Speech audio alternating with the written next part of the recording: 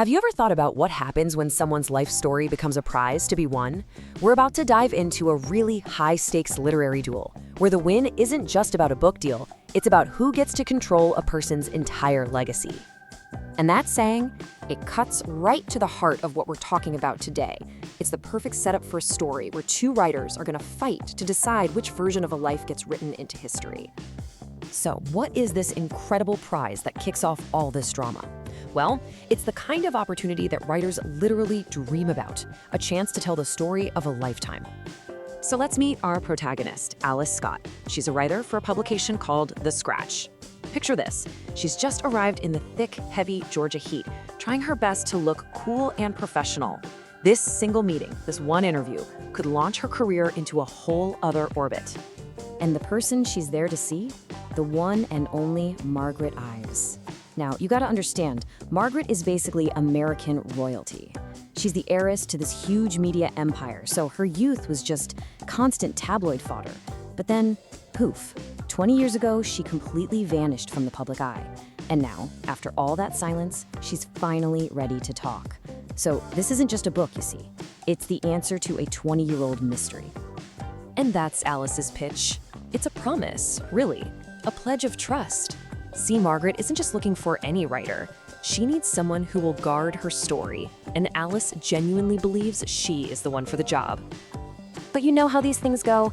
Just when Alice thinks she has this incredible prize right in her hands, the whole story takes a very sharp, very unexpected turn.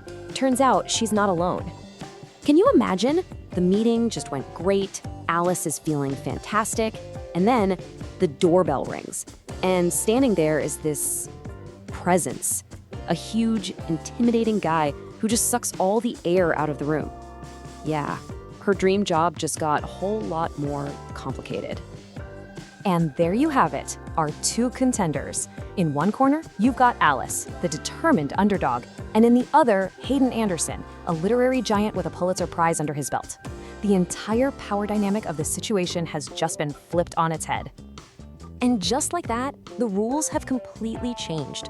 This isn't an interview anymore. It's a showdown. So, do these two ease into a friendly rivalry? Nope, not a chance. It doesn't smolder, it just ignites. Their very first chat is an absolute war of words. So Alice, being smart, decides to scope out her new competition. She tracks Hayden down at a local restaurant. But if she was hoping for some kind of friendly, professional chat, that idea goes out the window almost immediately. This is not a greeting.